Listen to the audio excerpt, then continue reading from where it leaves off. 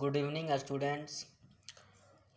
जैसा कि आप लोग को मालूम होगा कि कल हम लोग क्लास 8 के मॉडल सेट को देखे थे। आज हम लोग क्लास 10 के मॉडल सेट को देखेंगे, जो एग्ज़ाम पॉइंट ऑफ व्यू से बहुत ही इम्पोर्टेंट रहेगा। इसलिए सभी लोग जितने भी क्वेश्चन बताए जा रहे हैं वो सब क्वेश्चन एटलीस्ट करके ही जाएंगे एग्ज़ाम में। तो फर्स्ट क्वेश्चन हम लोग शुरू करते हैं। फर्स्ट क्वेश्चन जो है, दाढ़ी बनाने में किस प्रकार के दर्पण का उपयोग किया जाता है।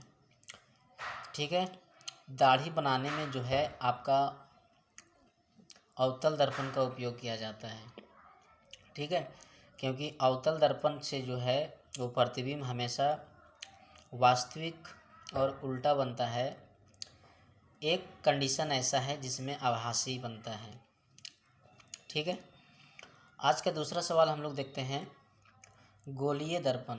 गोलीय दर्पण में फोकस दूरी और वक्रता त्रिज्या के बीच संबंध क्या है। तो इसमें जो संबंध है वो हम लोग पढ़े हैं, R इक्वल टू 2F। ठीक है, इसलिए R इक्वल टू, ये 2 यहाँ पे मल्टीप्लाई में तो इधर डिवाइड में आ जाएगा, equal to F equal to R/2।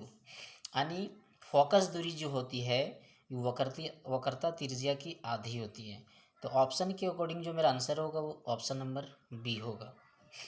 ठीक है, क्वेश्चन नंबर 3 देखते हैं। प्रकाश के अपवर्तन की क्रिया में कौन सी भौतिक राशि या परिवर्तित रहती है। तो वेग में जो है वो परिवर्तित रहता है, तरंगदैर्घ्य में परिवर्तित रहती है, लेकिन इसमें पूछ रहा है या परिवर्तित।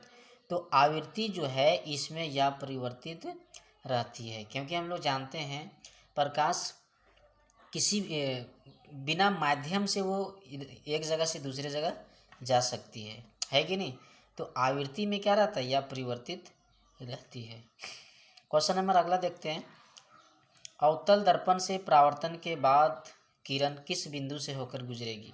तो हम लोग जानते हैं कोई भी नॉर्मल प्रकाश किरण जब को दर्पण पर पड़ेगा तो परावर्तन के बाद जो है उसके मुख्य फोकस ऐप से जाएगी। किसी दर्पण से वस्तु को कहीं भी रखने से वस्तु के बराबर आकार का सीधा प्रतिबिंब बनता है। ऐसा केवल समतल दर्पण में ही होता है। वस्तु के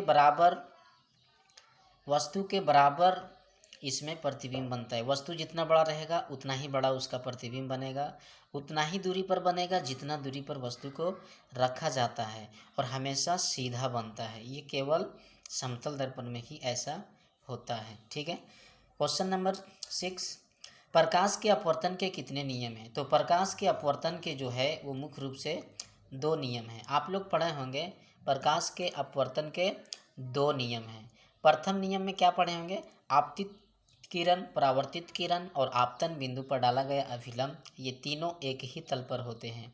दूसरा नियम पढ़े होंगे, आपतन कोण हमेशा परावर्तन कोण के बराबर होता है। ठीक है, तो इस तरह से हम 2 नियम इसको कह सकते हैं। अगला क्वेश्चन देखते हैं। किसी गोलीय दर्पण की वक्रता त्रिज्या 50 सेंटीमीटर है तो फोकस दूरी क्या होगा। देखो बाबू, R इक्वल टू कितना दे दिया है, 50 सेंटीमीटर आपका दिया है। ठीक है, हम लोग को निकालना क्या, फोकस दूरी। तो हम लोग क्या जानते हैं, R equal to 2F। R का मान दिया है 50 और 2F यहाँ से डिवाइड कर देंगे, कितना हो जाएगा 25 इक्वल टू F। यानी इसका राइट आंसर हो जाएगा ऑप्शन नंबर सी। ठीक है, इसका राइट आंसर जो हो जाएगा ऑप्शन नंबर सी। आज का हम अगला सवाल देखते हैं। 1 मीटर फोकस दूरी वाले उत्तल लेंस की क्षमता क्या होगी। बाबू आप लोग पढ़े होंगे, क्या पढ़े होंगे आप लोग, शायद आप लोग को नहीं दिख रहा है।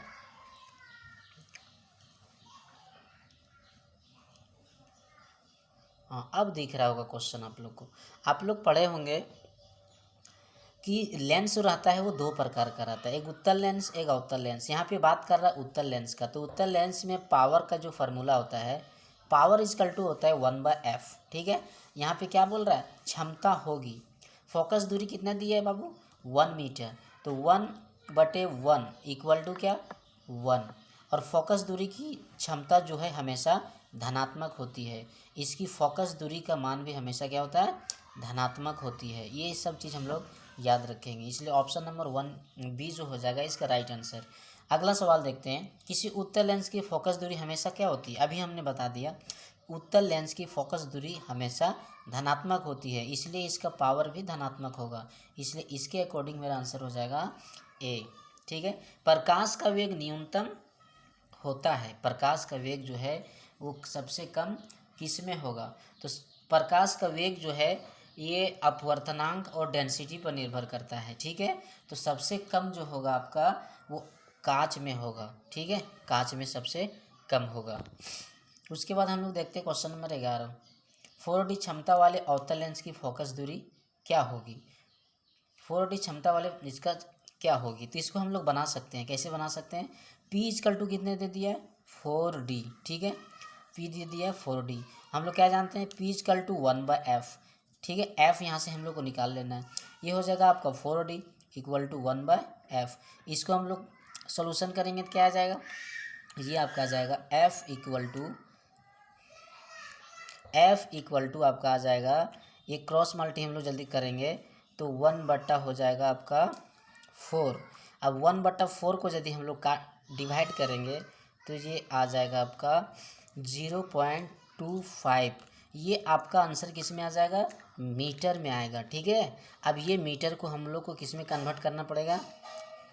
सेंटीमीटर में ऑप्शन दिया है, तो इसको हम लोग क्या करेंगे? 100 से मल्टीप्लाई कर देंगे। अब इसको 100 से मल्टीप्लाई कर देंगे, कितना आ जाएगा? 25 सेंटीमीटर। तो 25 सेंटीमीटर जो होगा वो आपका राइट आंसर होगा। ठीक है, ऑप्शन में दिया हुआ है। इसमें आप लोग एक चीज़ याद रखेंगे, बहुत इंपॉर्टेंट है, आप लोग को याद ये रखना है कि लेंस की जो क्षमता का मात्रक होता है वो डायोप्टर होता है, और 1 डायोप्टर इक्वल टू 1 मीटर, इसको हम लोग याद रखेंगे। ठीक है, 1 डायोप्टर इक्वल टू 1 मीटर। हम लोग आगे देखते हैं क्वेश्चन, किसी उत्तल लेंस का फोकसांतर 50 सेंटीमीटर है तो उसकी क्षमता क्या होगी? इसको भी हम लोग सेम ऐसे ही सॉल्व कर सकते हैं जिस तरह क्वेश्चन नंबर हम लोग इसको सॉल्व किए। ठीक है, तो इसका जो राइट आंसर आएगा वो ऑप्शन नंबर आपका 2D आएगा, क्योंकि उत्तल लेंस का बात कर रहा है, उत्तल लेंस की सब चीज़ धनात्मक रहेगा। तो इसको हम लोग सॉल्व करते हैं, सेंटीमीटर में दिया है तो हम लोग इसको भी सॉल्व कर दे रहे हैं। आप लोग देख लीजिए,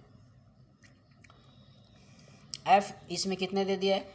f बराबर दे दिया है 50 सेंटीमीटर। ठीक है, इसको हम लोग क्या करेंगे? इतना दे दिया, हम लोग को निकालना है क्षमता, तो p बराबर क्या हो जाएगा? 1/f। इसको यदि हम लोग चेंज करेंगे, सेंटीमीटर को किस में चेंज करेंगे? मीटर में। तो हम लोग को क्या करना पड़ेगा? 100 से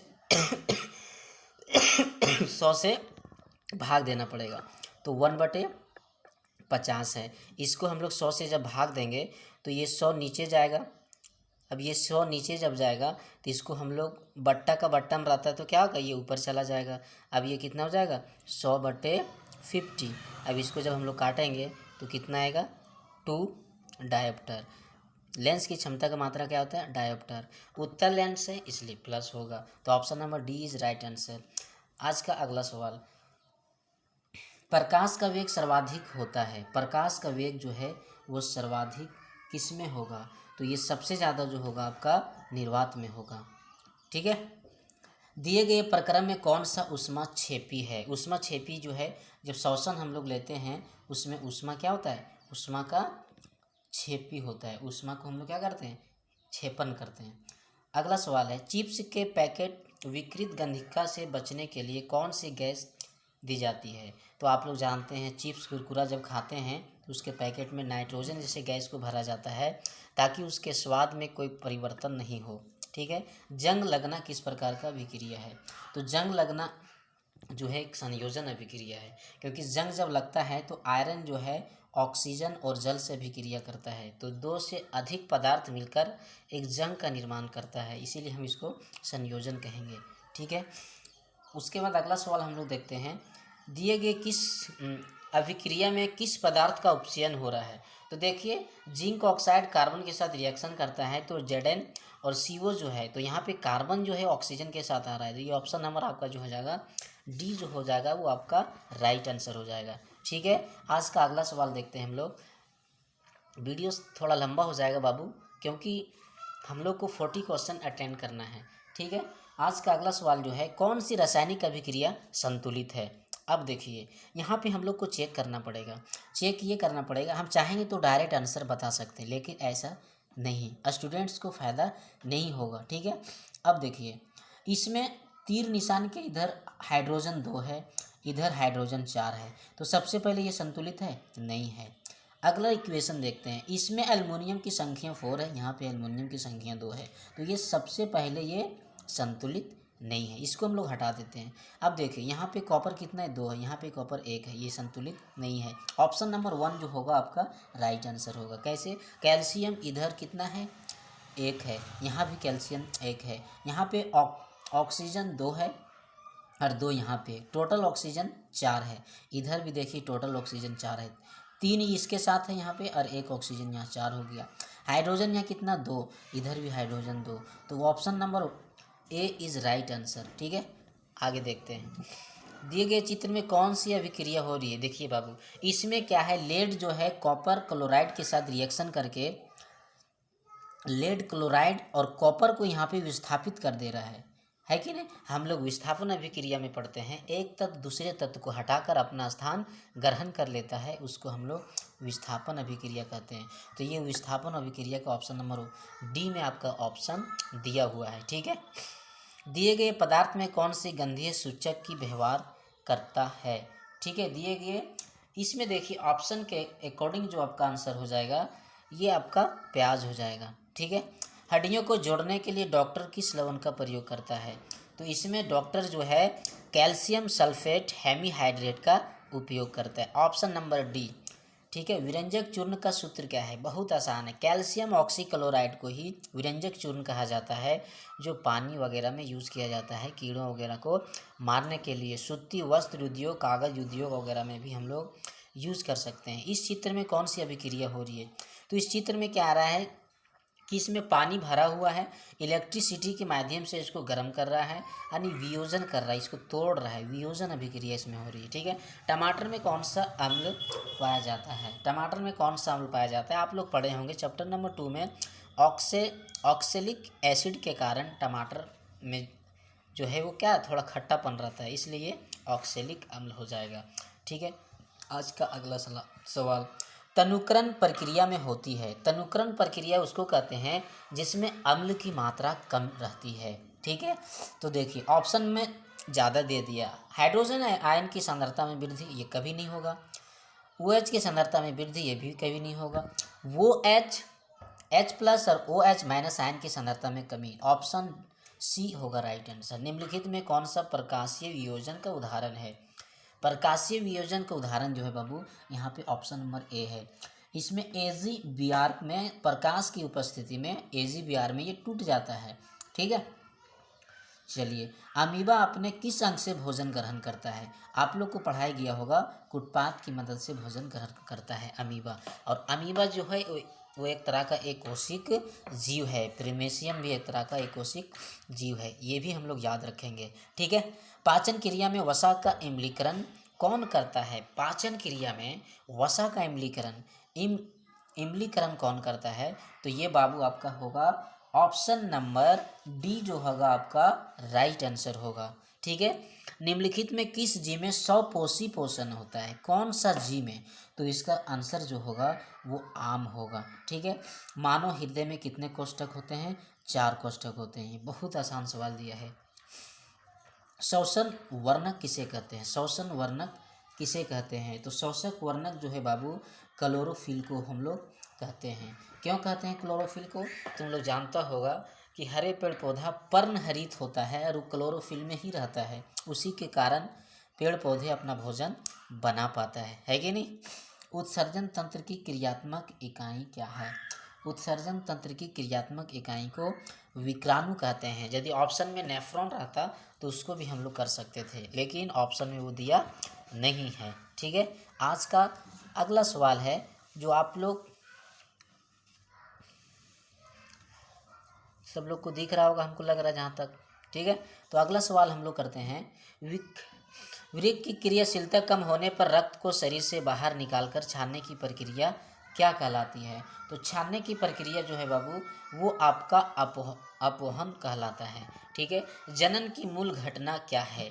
जनन की मूल घटना है आपका होगा डीएनए की प्रकृति का बनना। जनन के बारे में आप लोग पढ़े होंगे कि मादा युग्मक और नर युग्मक जब एक साथ संलयन करता है तो इस प्रक्रिया को हम लोग जनन कहते हैं। ठीक है। इस अकॉर्डिंग टू डायग्राम हम लोग को बताना है कि इसमें क्या दर्शाता है, किस प्रकार के जनन को दर्शाता है। तो जनन हम लोग कई तरह का पढ़ेंगे। तो अकॉर्डिंग टू डायग्राम और अकॉर्डिंग टू ऑप्शन, जो इसका राइट आंसर होगा ये ऑप्शन नंबर ए होगा, बहुखंडन होगा। मतलब इसमें अनेक भागों में खंडन हो रहा है, अनेक भागों में इनकी कोशिकाएं टूट रही है। आज का अगला सवाल, नर युग्मक और मादा युग्मक के संलयन को क्या कहते हैं? अभी मैंने कुछ समय पहले बताया, निषेचन कहते हैं। ठीक है। लड़कों में कौन सा लक्षणों का नियंत्रण हार्मोन करता है? तो आप लोग याद रखेंगे, लड़कों में टेस्टोस्टेरोन हार्मोन पाया जाता है। ठीक है, इसको हम लोग याद रखेंगे। सौर स्थिरांक का मान कितना होता है? तो इसका मान जो है 1.1 किलोवाट पर metre square. Option number A is right answer.